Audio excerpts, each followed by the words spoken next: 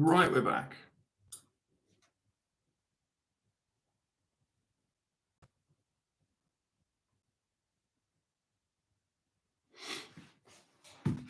Let's put some music on in the background.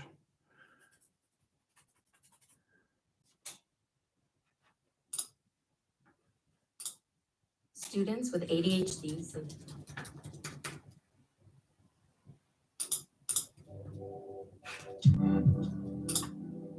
Hello, I'm back. Yeah, my microphone, my headphones died, and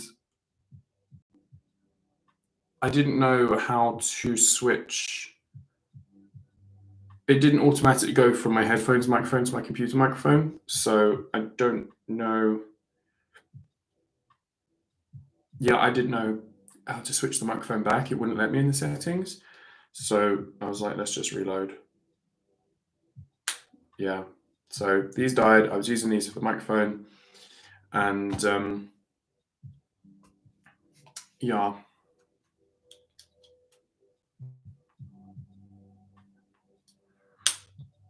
So had to reload. I want to check the. How do I check the battery on this? I thought you had to just open it. Don't you just have to open it? I've not had these long, so. Open, show me. Show me what you're working with. How to check AirPod battery.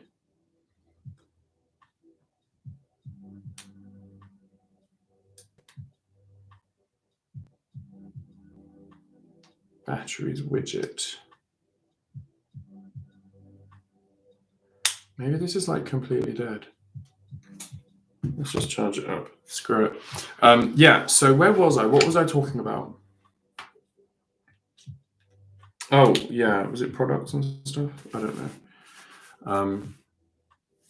I'm glad you like the 20-minute yoga. I'm glad. But yeah, it's finding out what people want, I suppose.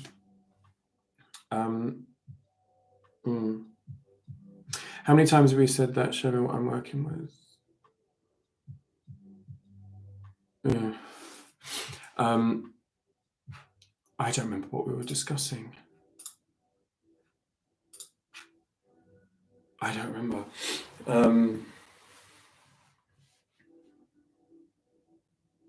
What was I saying?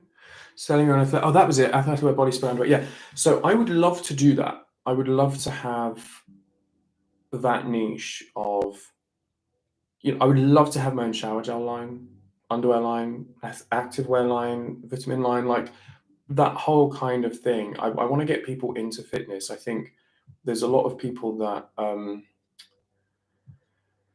they see the gym as this big scary place. They see classes as a place where they're going to get ridiculed. They see exercise as they see exercise as like those flashbacks to high school, and it's just negative connotations the entire time. And the reality is that the gym is actually an incredibly welcoming environment. It just can be intimidating. And yes, there are one or two people there that are like douchebags, but generally speaking, like we're all there for the same reason. We love fitness. We love keeping healthy. We love doing what we do. Like, I've just started teaching cycling, and I never thought I would be the kind of person like there was a reason that cycling was the last qualification I've done, because it never, ever appealed to me. All the cycle classes I've been to, I just found a little bit boring. I know it sounds horrible, and but I was always clock watching. And then I've discovered this new one. This, like, my gym has installed this new studio, and there's a certain style of teaching, and it's got lights and everything. And I'm like, this is the most fun class I think I've ever taught. And I'm obsessed now. And I'm like, I need to get people into this classroom, and I want people to have a better relationship with fitness. It's not just about like, okay, guys, this is what you're going to do. You're going to lift hard. You've got to get big muscles. I'm like, I have clients that are with me exclusively to build a better relationship with fitness. Like, I'm just there to facilitate a good workout and a good time. And it's not necessarily about having like these most strict goals and anything. I think a lot of people see these two things as the same. And I'm like, no, the gym is one thing and classes and working out and stuff, but you don't have to train like Arnold Schwarzenegger. You don't have to do all these high intensity workouts to get a good workout. Um, there's so many ways and you can make so many friends through it. And I just kind of want to get people active however they can, whether it's in a gym or what have you. And yeah, I would love to on the side of that do like shower gels and sweat towels. And I just see that, like, you know how Jeffree Star does, I don't know, he's a bit of a controversial character, but like you can't deny his launch is always really, really cool because he does like, mirrors and he does bags and he does, I'm like, that's fun stuff, Review of body washes, yeah, could do. It just seems a bit basic. But is it? Is it basic? I don't know. I'm just like, would people watch me review a body wash? I know there's some people that review candles. Drew York. I don't know how you pronounce his surname. Yauch. He was known as the Yankee Candle Kid, but he really knows his stuff, and a lot of people watch him. I watch him. I don't really get into candles that much, but I watch him. Teach people to have a better relationship with. Well, that's kind of what I want to do, Don. I do want to do some talky videos and stuff like that. Because my classes, I always try and make sure that they're accessible for everybody, that you can take low options and you don't have to feel bad about it. Like I have people in my cycle classes, because we do standing up, sitting down, we do tap backs, we do push-ups, we do crunches, we do weights, we do everything.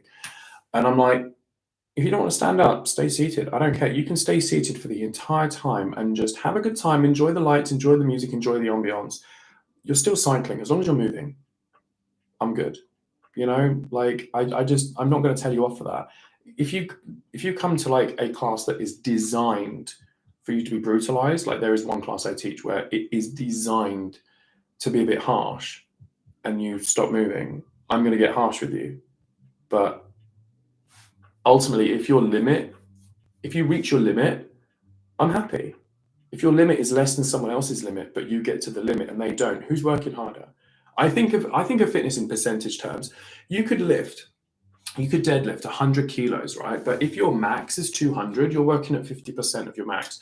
If you're lifting 70 kilos and that is absolutely your limit and that's your 100%, who's working harder? The person who's lifting less. And you should be rewarded for that. You should be praised for that. And I'm not going to tell you off because you're not lifting like him. That person's probably been doing it for a long time and they're already doing a less workout. So, do you know what I mean? I don't know. So, yeah, that's kind of how I roll, is that just get people moving. There's too many people that just underestimate themselves or they don't think that it's for them. And I'm like, you'd be surprised. There's a class for everyone. There is fitness for everybody, even if it's just walking. Just get moving. Just do something. That's an idea, Ben. Building the body larger, like reviewing them in the context of a broader get ready routine or something. I like that. The problem is I use very generic body wash because I shower a lot. So I don't tend to buy nice ones. I buy bulk. What is big and what is cheap. At the moment I use, Ben, I don't know if you're from the UK. Where are you from, Ben? Because I get mine from Home Bargains, my body wash, and my home body wash anyway. And I buy these big, like 1 litre bottles of body wash. And at the moment I've got the almond vanilla. It's really nice though, like surprisingly nice. And I have the matching shampoo and conditioner. And body scrub. But I like that idea, Ben. I like that idea.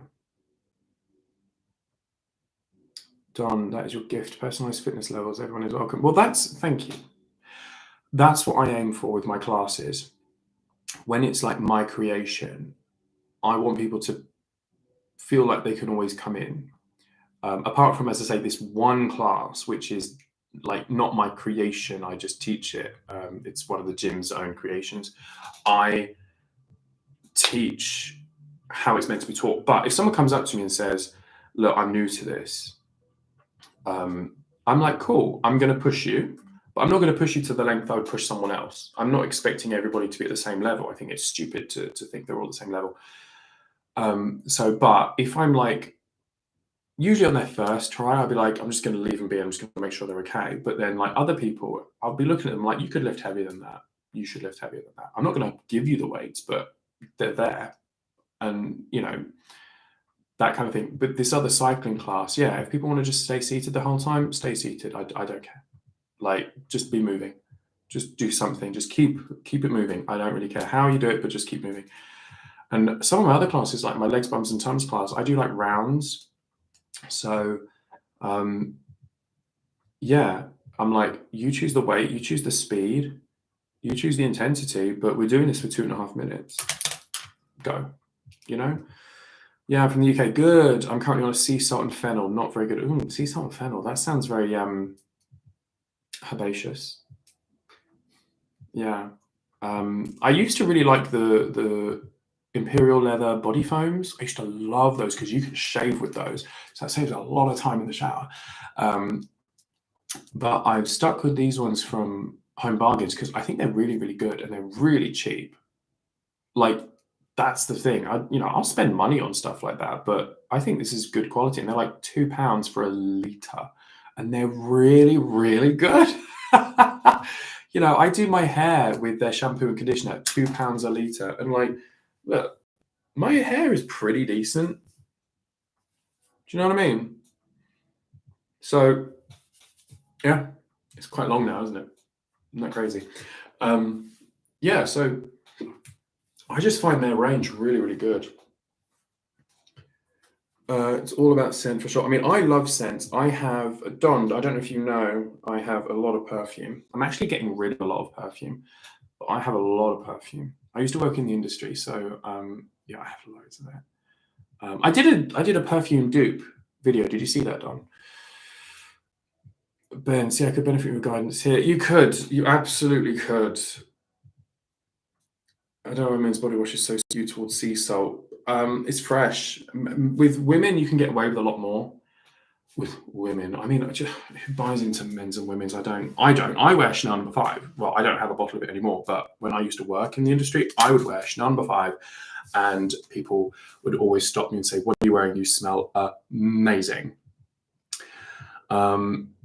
Then I'm on a sea salt and eucalyptus fragrance. Oh my god, everyone is on sea salt and eucalyptus. Sea salt and salt. I like eucalyptus, Don. That's a good choice. Oh, thank you, Nouveau Cos. Healthy mane. Thank you. I just don't know what to do with it. I just tie it up. Sea salt is nice. I used to have a sea salt and bergamot fragrance. I like bergamot. Very soapy scent. Very nice. But yeah, men's is pretty much limited to sea salt, black pepper, bergamot, eucalyptus, sandalwood, and something citrusy like, yeah, lemon. That's pretty much all you can have as men under men's. Women's, you can do like peach and passion fruit and tropical scents, and you can do sweet scents and everything, but men's is very restricted, which is stupid. Use whatever you like. I recall you speaking of Penhaligons and fragrance. Yeah, I used to work for Penhaligons. That's why. I used to work for them back in the day. One of my favorite jobs. Loved it. I love Penhaligons fragrances. I feel recent times their direction as a company has gone a bit skew. Like the whole portraits collection, I think they sort of had this idea thinking it was something really cool, and I was like, I don't know, it's just expensive for not much. And yeah, like, because they used to just do scent, like fragrances for the sake of fragrance, and I used to love things like night scented stock. Like, if you know of anywhere that still has night scented stock as a perfume, please tell me, because I don't have a full bottle of it. And I want that. They also discontinued Raquettes, which was ridiculous, and they brought it back temporarily, but it wasn't the same. They changed the formula, and they discontinued loads of them, but they brought in the portraits collection. I was like, I just don't really buy this. I just don't think it's anything interesting. And then they did this whole like oud scent fragrance, like very spicy range, and I was like, these are all right. Helvetia is lovely, and Press is nice, But they suddenly increased their prices to like £200 a bottle, and I'm like, yeah, no, that's not happening. Yeah, so Penhaligon's for me, I still like them as a company, and I still respect their fragrances, but I don't know, some of it I'm like, I just want some of the old ones back. Cornubia, I've still got a bottle of. Oh, and by the way, Very Irresistible by Givenchy. If any of you see a men's version of that, the men's one in the green triangle bottle is like my absolute favorite. It has been discontinued for ages, so if you find any, send it to me. Thank you so much. Because they're just getting more and more expensive. I think I have one bottle left. I only wear it on special occasions. Chris, you're the first man I recall you speaking of fragrance, and it should not have gender assignments. I agree. Fragrance is fragrance. It is purely marketing. Absolutely purely marketing that the fragrance market has gender. It's just totally marketing so that they can sell you, Calvin Klein Euphoria. They can sell you the men's one and the women's one. That's all it is. You don't find men's and women's in artisanal perfume houses. Penhaligon's tried to do it, and I think they stopped. I don't know if they do. I think they do it now, but generally speaking, the rule of fragrance is don't look at if it's for men or women. It's just it always sit differently on everyone. Like there was this one. It was called Violetta. It was like a pure violet scent. It smelled like Parma violets, and it was gorgeous. But I tell you what, it was obviously it like the box was like really floral, and it was really geared towards like, we're not saying this is for women, but it's for women. And we in the club, we in the shop realized that it smells amazing on skin that's heavily melanated, like black people's skin. It smells incredible. And so we would make like men put it on, and they would smell so good. And they were like, oh my God, I would never have gone for something like this, but it just changes on their skin. And so it was like, yeah, just buy it, wear it. You know what was really frustrating me was D&G, Dolce & Gabbana did the tarot card range. And they did 5 fragrances. They were the numbers, and you can still buy them. It was like number 3, L'Imperatrice, and number 17. It was based on tarot cards, and they were entirely unisex when I used to sell them. And we used to the entire point. We got this press release, we got a pack of info, and it was like, these are all unisex. When people ask which is the men's, which is the women's, there is none. These are slightly more woody, traditionally more masculine, and these are slightly more sweet, traditionally more feminine. There's one right in the middle that was like neither. But they said legitimately, these are all designed to be unisex. And that's how we sold them. And then like a couple of years later, they introduced a 6th one, and then they split them into men's and women's. And so it was like, D&G, like, come on, like, stick with the guns a little bit. But you can still buy them, but they're saying for men and women. And I'm like, just wear what you want. Just wear whatever you want. It doesn't matter. I walked into a uni. I went to uni wearing Chanel number 5, and legit, before I got to my chair, 3 people stopped me saying, oh my God, Chris, you smell amazing. What are you wearing? Chanel number 5. My gram wears that. Yeah, don't I smell better? So we need a video of different scents for different events. Yes. Yeah, I could do that. I could absolutely do that. I'm going to write these ideas down because you guys are inspiring me, and I needed this today. I needed this. Thank you. So what have we got? Body wash. Was there something else? There's body wash. There was into larger video. What else?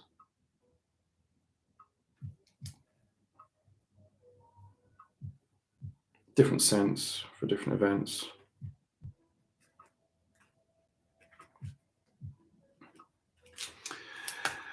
Absolutely. Chris, you're the exactly. I much prefer women's perfumes and deodorants, men's deodorants, so musky. Yeah, so Ben, here's the thing, right?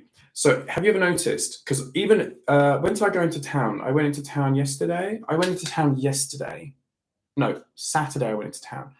And I was walking through a shop, and there was 2 women spraying different fragrances, and they said, oh, I so much more prefer men's cologne. Why does that always smell better?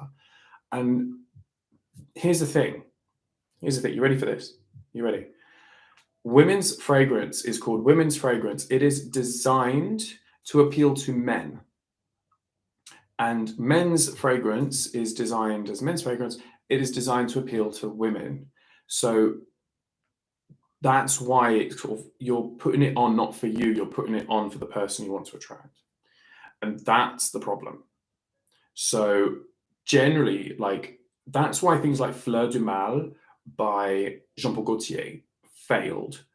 Even though it's the most stunning perfume, it's a full-blown orange blossom. It is no holds barred. It's the men, you know, for Jean Paul Gaultier, Le Mal, like the men's bottle, the male figure bottle, one of the most iconic bottles in the world. That is so masculine in theory. When I used to work in perfumery, the amount of women who used to want to wear it was unbelievable. And I was like, wear it? No. Fleur de Mal was really floral, very musky, very like, you only need like 1 or 2 squirts, and it was like, men wouldn't buy it because it just was too much for them.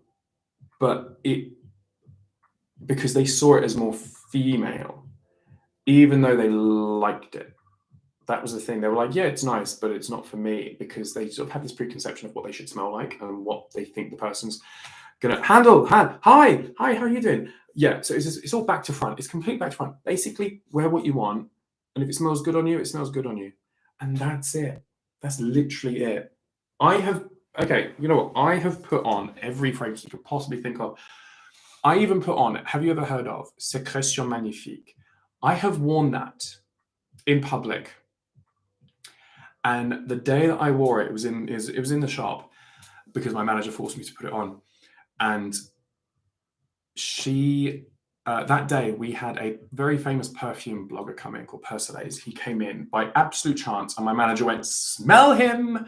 And he smelled me. Now, Sécrétion Magnifique is known as the worst fragrance ever created. The most disgusting fragrance ever created, and it is designed to be the most disgusting fragrance you have ever smelled in your life. There are YouTube videos of people spraying it and gagging. I was wearing it. This guy comes in and he noticed what it was immediately. He was like, oh my God, this smells amazing on you though. Like, I know what it is, and it shouldn't smell good. And it smells really good on you. I'm like, thank you. So he actually blogged about me. He was like, there's one person in this entire world that can make this fragrance work. And yeah. So just put it on. The most disgusting fragrance in the world was put on my skin, and a perfume blogger liked it. I liked it. Who decided men need to smell like musk? The only thing is like deodorant and stuff. Generally deodorant, not a huge problem, but things like body lotion and skincare especially will be designed slightly differently between men's skin and women's skin. So if a skincare product is designed for men and women, sometimes they're still interchangeable, but generally, like a men's anti-aging skincare line is going to be very different to a women's anti-aging skincare line. You can still use a women's one, but sometimes the men need a little bit more depending on your skin type. That's the only sort of real differentiation. Who decided men need to smell like musk or woods only? Exactly. I think it was, I don't know what it is. I don't know where it came from. It never used to be this way. Fragrances were always unisex. And then when the fashion houses started to get involved, like Chanel, because ultimately Chanel is a fashion house. Dior is a fashion house. Calvin Klein is a fashion house. They deal with fashion. Chanel got sort of lucky with Chanel No. 5. It is a really well-made fragrance. There's no denying that. But all these companies like Davidoff and stuff, it's like going into Zara and Zara having their own perfume. You've seen them, right? It's the same principle with Calvin Klein. They're not really in the fragrance industry. They're in the fashion industry. Very big differentiation. There's a difference between Calvin Klein's fragrances and L'Artisan, Parfumeur, Penhaligon's, État Libre d'Orange, I'm trying to think of some Roger Dove, you know, what these people bring to the table. Guerlain, it's very separate because they just do perfume, and then these ones do fashion. It's very different. And so that's probably where the whole men's women's thing came through, as the fashion houses. Chanel sort of started it, and then it kind of, I went through a bottle of Yardley's Lily of the Valley, which is very old-fashioned scent for 19-year-old. But yeah, if it suits you, go for it. I mean, I wear night-scented stock. I wear gardenia. I wear loads of florals. My skin loves a floral moment. Orange blossom sits really well on me, but vetiver. Vetiver sits really well on me. Grapefruit and sandalwood, those three ingredients sit incredibly well on me. As much as I hate grapefruit, it sits well on me. Sports fragrances. Yeah, handle the fragrance for men is even more uplifting for sure. It's generally a bit more citrusy or very heavy. Women's tends to be fruitier and sweeter and a bit more full-bodied. Very nice perfumes that I love and I put fans. Yeah, so I remember we used to sell a perfume called Bluebell, which was really Marmite. Like you either loved it or hated it, and then only some people who loved it could even wear it because it just wouldn't sit on your skin. And I had one guy come in and he was a tourist and he was going back to Canada like the next day, and he liked Bluebell. He put it on his skin briefly and he was like, "Yep, this smells amazing. I want to buy it." And I said, "No, I'm not selling you it for another half an hour. Go away, come back, because it might go off on you. I don't want to sell you a bottle of perfume that's going to go off on you in 30 minutes time. Even if it smells good now and you like it on the card, your skin might still turn it." So he reluctantly left the store, came back 30 minutes later, and he said, "Thank you so much for making me do that. It smells awful on my skin. It's awful. It's gone like mud. Let's find something else." So we found him a different perfume, and he was very happy with that. So these kind of experiences are what shaped me into being like, just put it on your skin, see if it works. If it doesn't, you just wash it off at the end of the day. Or before then, if it's really horrible, just wash it off. Like, oh my God, Womanity by Thierry Mugler. Do you remember Womanity? That was heinous. I put that on my skin thinking it might actually work. It was disgusting. Could I wash it off? No, that stuck and it stunk. It was made with caviar. It literally smelled of fish. And I was like, I don't understand how this is supposed to be feminine because it's vile. So is it a person's body oils that react to perfume fragrance? Maybe, of course, and how to sort of fragrance. I mean, that is, yeah, also isn't Penhagen's Bluebell Princess Diana scent? Yes. Diana used to wear that, I believe. I have been told Princess Diana used to wear that. I also believe Kate Winslet wears it. And I think, was it Margaret Thatcher? I think she used to wear that as well. It's a really, really famous scent. It's like the iconic Bluebell scent because you cannot extract the scent of a Bluebell. You have to make it with other ingredients. So when like it's made with real bluebells, no, it's not. Maybe as like a throwaway, but you can't extract the scent of a bluebell. I love bluebell perfume. I used to wear it a little and it would come out on humid or wet days and smell so dewy and fresh. Yes, I wear it in spring. I have a bottle of bluebell. It is my spring scent. I wear it and oh God, it's beautiful. But I have to be careful because some people hate the smell of it. I love it. It's very cloying and a little bit intriguing and enigmatic. But yeah, some people hate it. So I wear it in spring. I don't wear it anywhere else. Person's body oils that react to perfumes of fragrance. Yeah, it's your oils, it's your skin. I mean, I don't know if there's an exact answer, but generally speaking, I see it as like luck of the draw. You either can wear a scent or you can't. So just chuck it on your skin, see what happens. And that's why you got testers. Like you can't just put it on and then 2 minutes later, oh yeah, it's fine. It's still all head notes. You know, you won't know if it's going to disappear off your skin. There's 2 fragrances in the world that I couldn't make work. One is Womanity, and the other is Vara by Penhaligon's. I like the smell of Vara, but you put it on my skin and it's awful. It's just really, really bad.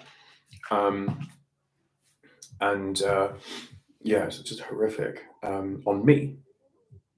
It's quite rare. Normally things like florals, because most scents have florals in it, and I pull out the scent of a floral. I'm quite fortunate. So Iris Prima, when they used to have Iris Prima, that was lovely on me. It was inspired by ballet. It was very soft, very powdery, very light, and it sat really well on me. So I pull out the florals. The iris is powdery, gorgeous. But yeah, so that's the yeah, just chuck it on.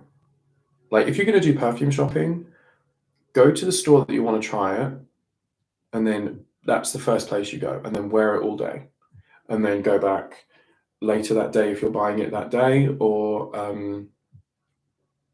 go back another day. See if they have a small sample of it so you can wear it a couple of days. But that's the best way. Like, go away and come back, whether it's an hour to 2 hours later. If you're looking for a fragrance that's going to have longevity, you need to give it 8 hours. So if that means you have to go home and then come back a week later, okay, so be it. But then you've got that perfume for like 6 months to a year, and you've made the right decision. So it's the right sort of investment. Hand or hand, I also like a more refreshing smell. Yeah, I love refreshing smells, especially like in my line of work. I tend to go, because I get hot and sweaty, I go for light scents that I can top up. So I have this amazing scent from Primark, believe it or not, called White Pear and Freesia. I did it in my dupe video. It's phenomenal. I have 2 big bottles of it now and a small. In fact, I've got 3 big bottles of it and a small purse-sized one, so that I can top up in between classes, because light scents, it sort of disappear, but they make you smell clean and fresh. And when you're doing 4 classes back to back, which is what I do, you get gross and sweaty. So it refreshes you, it picks you up. Do you put it on the pulse points, wrist, neck, etc.? Yes, I put it on the neck. I put it on the wrist. Sometimes on my chest. I'll put it in my hair, because then it will sort of. That's pretty much it for me.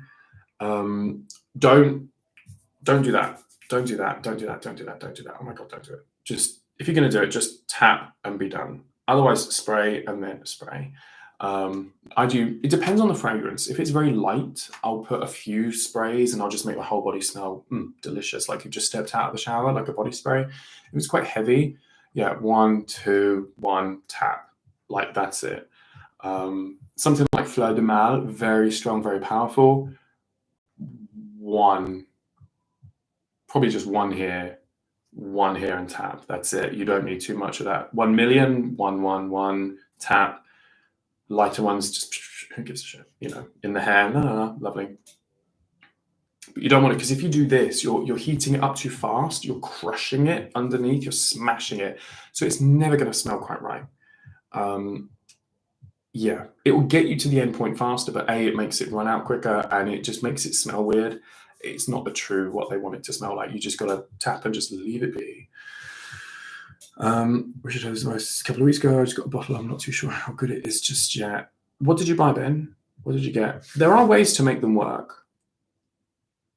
There are ways to make them work. In summer, I sometimes get quite pretentious and put it on the backs of my knees and on my navel, purely because Daenerys does it in the Game of Thrones books. Yeah, I mean, I was going to say, I have one of the pieces of advice that I was told by an old manager of mine when it came to perfume was, because she was like, look, people always ask you where to put it. And the answer that she always gave was, you put it anywhere you want someone to be. Wherever you want their nose to be, i.e. their face. Where do you want their face to be? So if you want them to be, lingering around your neck and your mouth, you put it around here, because then they're probably going to want to kiss you. You put it on your wrists. They might want to sort of hold your hand, because then it will get on their hands and they can smell you. You put it on your legs, you put it on your stomach,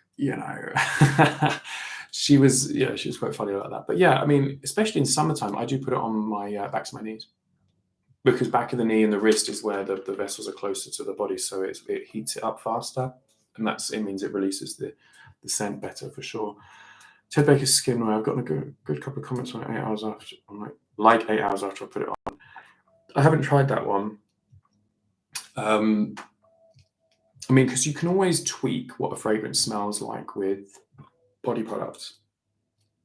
So we used to do it a lot in the store, was we would mix scents, like we'd layer them one on top of the other, or we would, if we wanted something a bit more subtle, we would layer it with body lotion, significantly cheaper.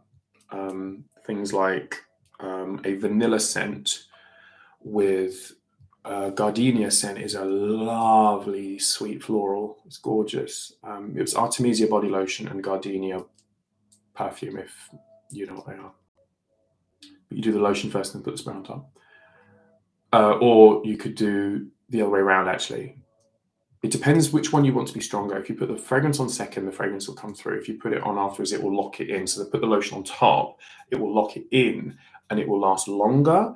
but you'll get immediately more of the vanilla scent or the body lotion scent than the perfume underneath, and then it struggles to come through, but it does make it last longer for sure.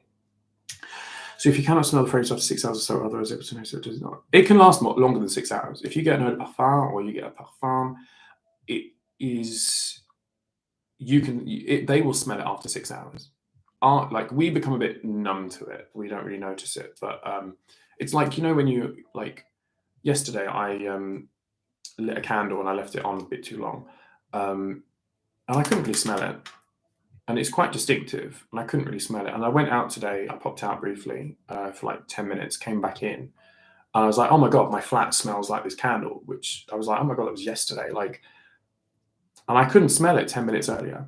But then you sort of, you refresh. So you have to dash off now. Wearing my single man, of course. But thank you so much for this time. Lovely to catch up with you, Ben. Thank you so much for your ideas and your positivity. Really appreciate it. And don't be a stranger now. Drop me comments on the videos when they come out. Yeah. But yeah, John, it depends on the fragrance that you buy. So a citrus will not last as long as a heavy woody fragrance or a spicy fragrance. You put something with oud in it versus something with a citrus in it, the oud will always last longer. It's just its nature. I probably need to make a dash actually in a minute. Still got work to do. Fun times.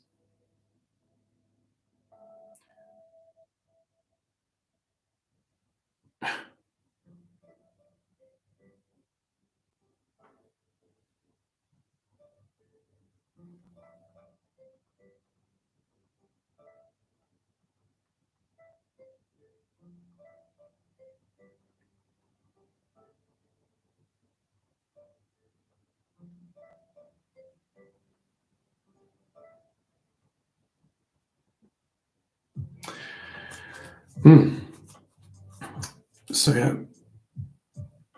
yeah, it was good fun. It was. I look at like I'm going through my subscribers. I'm like, oh my god, how do I don't know, how do I get to that level? But I'll get there. I'm talking myself out of it. Yeah.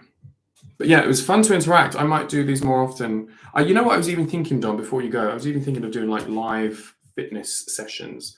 What do you think? Like a live yoga or a live workout, something. I don't know if that would be something that people would do, whether it would even be worth it, because I'm a bit hesitant about adding in a fixed point in time of my week every week, because then it limits what cover I can take at work. I can't be if someone says, "Oh, can you cover this on a Thursday morning?" Oh, I'm sorry, I'm doing a YouTube thing, but because it pays well. But I don't know. What do you think? Worth it? I don't know.